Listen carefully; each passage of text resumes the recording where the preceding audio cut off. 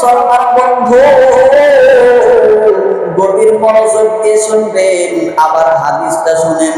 নবীজি সাল্লাল্লাহু আলাইহি ওয়াসাল্লাম সাহাবায়ে কেরামকে ডাক দিয়ে বললেন, সাহাবীরা রে, শুনিয়া নাও, শুনিয়া নাও, ওই ব্যক্তি জাহান্নামী হইয়া যাবে, ওই যুবক যুবতী, ওই বালক বালিকা জাহান্নামী হইয়া যাবে।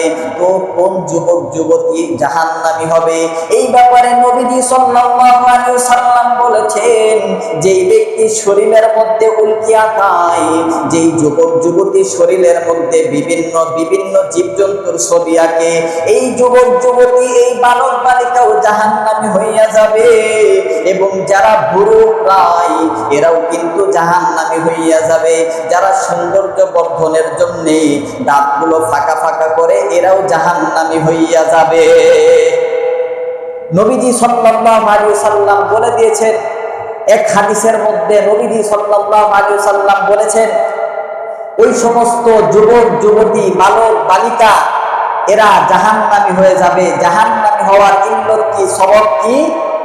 দেখবেন আমাদের বর্তমান সময়ে যারা বিভিন্ন ভিডিও বানায়, বিশেষ করে এই শ্রেণীর মানুষগুলা, পূর্তি বয়সের যে সমস্ত যুবক বন্ধুরা আছে, যুবক ভাইরা আছে এবং যুবক যুবতী নারীরা আছে, এরা দেখবেন সৌন্দর্যের জন্যে অনেক সময় শরীরের মধ্যে উল্কি আঁকায়, বিভিন্ন জীবজন্তুর ছবি শরীরের মধ্যে অ্যাসিড দিয়ে ওরা এটার একটা ছাপ দেয়।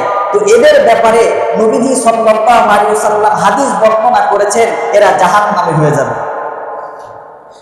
এরা জাহান্নামী হয়ে যাবে। নবীজি সাল্লাল্লাহু আলাইহি ওয়াসাল্লাম বলেছেন, এই বিষয়টা, এটা উঠতি বয়সের কিছু যুবক ভাই আছে, যুবক বন্ধু আছে, এদের ভিতরে এই বিষয়টা বেশি দেখা যায়।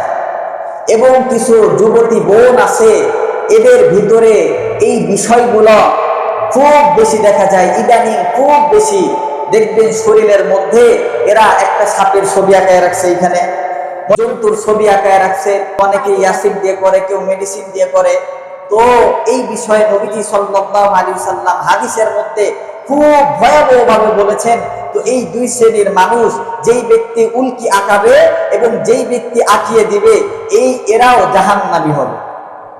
আল্লাহ রাব্বুল আলামিন আপনাকে আমাকে জাহান্নাম থেকে বাঁচিয়ে দিক। সকলে বলেন আমিন।